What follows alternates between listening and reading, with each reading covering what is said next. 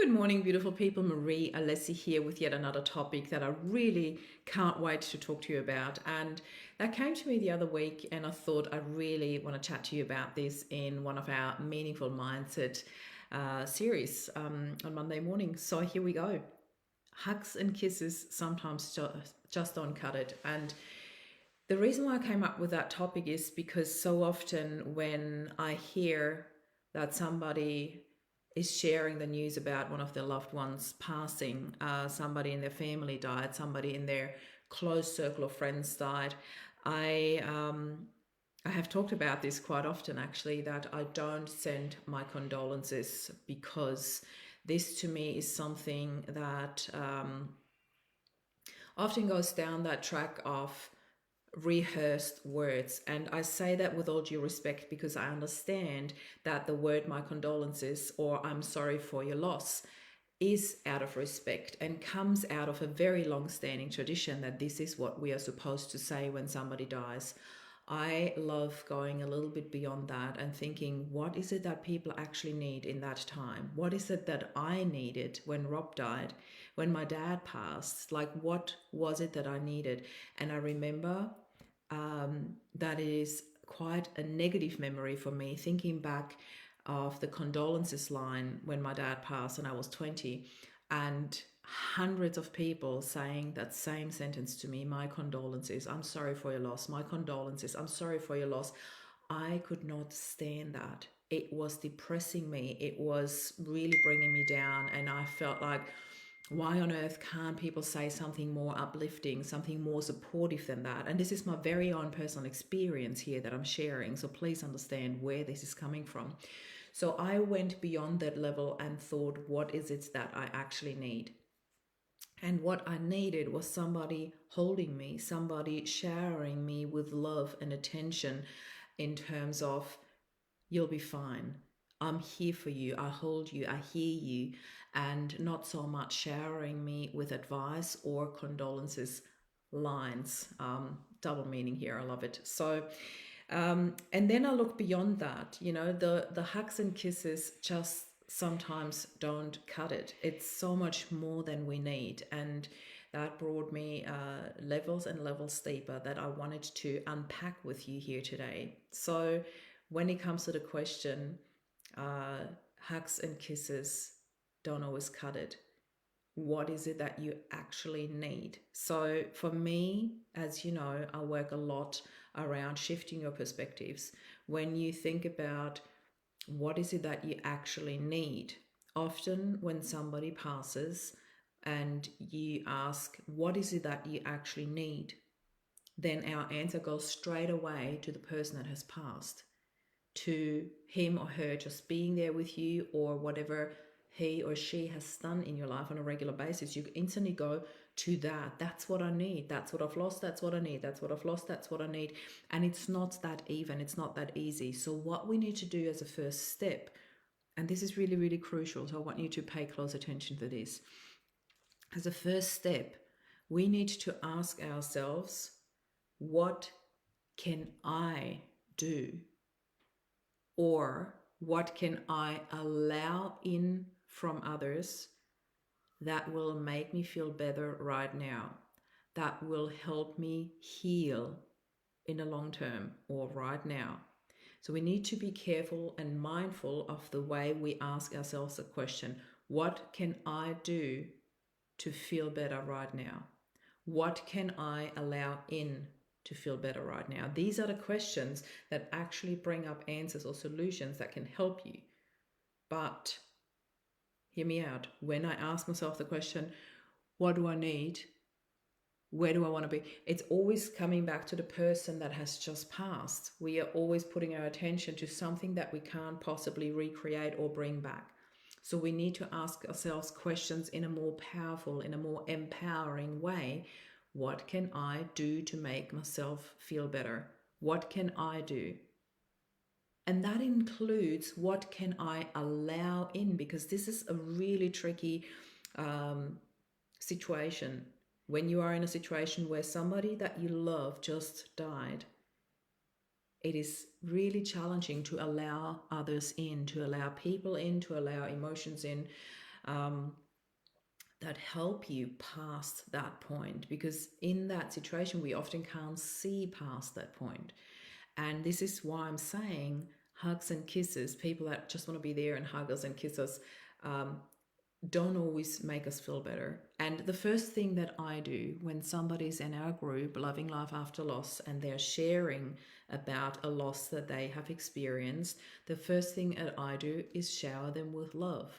I'm sending them love, literally. I'm not just saying that, I'm literally sending them love. I want to wrap them in a bubble of love.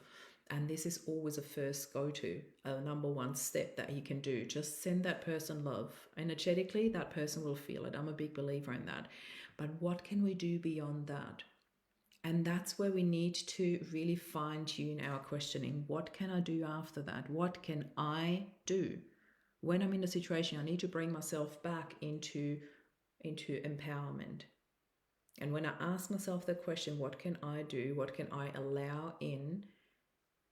You are in a solution-based mindset, if that makes sense. So the next question that comes up for me is that sense of belonging.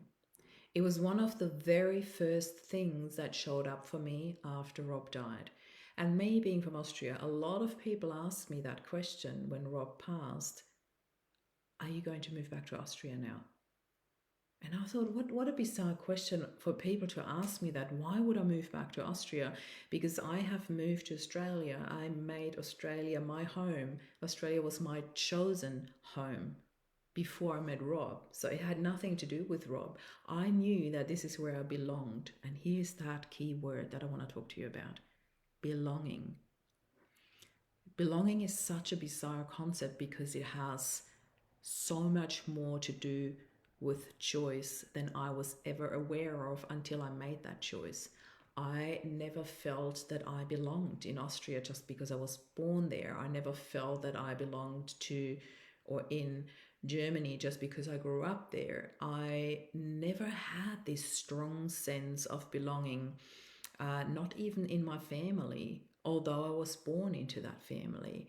I always felt that there was something missing in my life, something deep rooted in terms of where I truly feel that I belong. And interestingly enough, I found that on the other side of our planet. So I always had this feeling I was born on the wrong side of this earth. And when I found this sense of belonging in Sydney, I felt I had to do anything and everything to make this happen, to make this my home. And it took me 7 years. So I came here first in 97, and then in 2004, I finally moved here for good. But I did follow that strong calling. I did follow my heart, and I did follow that answer that I felt to that question: where do I belong? Yet, I have to be honest here, when Rob passed, I lost a little bit of that strong sense of belonging because Rob became a huge part of it. Even though he was not the reason for me to move to Australia, but he became a huge part of that sense of belonging.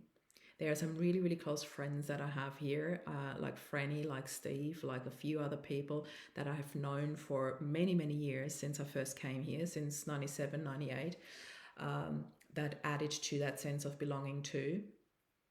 But Rob became a huge part of it, as you can imagine. And then the boys became a huge part of it because this is where my family is. You know, my family is here in Australia. And all of a sudden, when Rob died, there was a big part of that that had gone.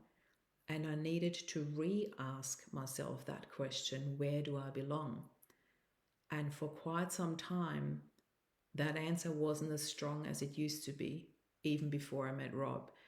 Before I met Rob, as I said, I had this really strong calling to come to Australia, but it wasn't as strong anymore after Rob passed, because I felt that everything in my life, how I had been living life, had all of a sudden been put to question. What I had created in my life, what of how I had my life created to be, how we had created our lives to be together, what was still there, what was still valid, what was still really important to me. And I had to really sit with that for quite some time. I had to work through all the layers. I had to literally reinvent myself. And there's this really important question: who am I after loss? We've done a whole healing journey around that a couple of years ago when we first started Loving Life After Loss. We had a whole healing journey around who am I after loss? It is really about recreating who you are, getting back in touch with who you are, what you need, what your deepest needs are. And we all have that need that we are born with, that sense of belonging. I don't want to step too far out of this topic, but I feel it's a really, really big part of it. In one of our healing programs, in a blank canvas, we do a whole element, a whole module around family constellation. If you have never heard of family constellation, I really urge you to Google it and look into it, because family constellation talks all about that sense of belonging, being part of that system, of a system which we call family, and how strong that actually is and how that drives your subconscious, your behavior, is incredible. So it's a very valid question to ask yourself: who am I after loss? Where do I belong? Who do I belong? Find your people, find your tribe, find that system that you belong with, that you feel part of, that you feel cradled in, supported, and held in. It is such an important part. This morning, this is one of the reasons why this very meaningful mindset is a little bit later than the usual time. I've been to my chiropractor and I had issues with my knee, with my left knee, for a really, really long time. And we looked at it in all different angles, from a physical point, from an emotional point.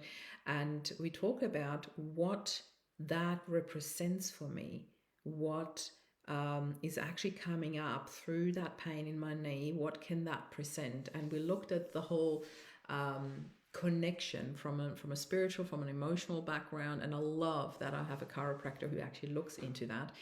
And it came up for me that wanting to be held, it's a really deep need, that wanting to be held, wanting to be protected. And I actually talked about that in my TEDx talk as well, redefining our image of a widow. That feeling safe was one of the first things that I addressed after Rob passed. I needed to recreate the feeling for me because Rob wasn't there anymore. He was not my protector anymore. I had to recreate that feeling of feeling safe. And that has been slightly compromised in the last couple of weeks through various outside influences that I'm not even going to go into right now. Yet it came up as a big topic for me again. So I want you to learn to become really in tune with your needs. What is it that you need? And how can you create that? I want you to really step back into empowerment. I want you to take that power that you have, step back into power, because there is so much empowerment and power in decision making, in realizing that you do have choices, and you do have choices to make every single day. And when you ask yourself that question, how can I create what I need? It is really so much more empowering, rather than asking yourself, what is it that you need in your life? Because your mind would instantly go to the person that has just passed, in particular when it's quite fresh. So I want you to just be very mindful of that and really step back into that mindset of what can I do? And if you are in a situation in your life right now where you feel too weak, where it's too fresh, you're like in this situation where you're like, I'm not there yet, Marie, I just can't do that. That's okay. Then ask yourself the question, what can I allow in? Which means that you do allow other people to hold space for you, to hold you, whether that's mentally, emotionally, physically. It's okay. It is okay. I know that you've got this. We need to learn to shift our questioning around that, where it becomes an empowering process for us.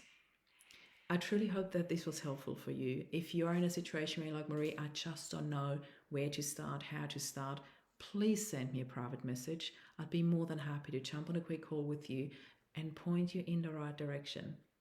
I can promise you, in a short conversation with you, I can work miracles. I really promise you that. Like, just in terms of listening where you are, feeling into where you are, nudging you in the right direction, and sometimes just shifting those little bits in your mind around, how can I allow that in? I'd be more than happy to serve you with that. I'm sending you so much love. This is Marie signing off. Bye for now.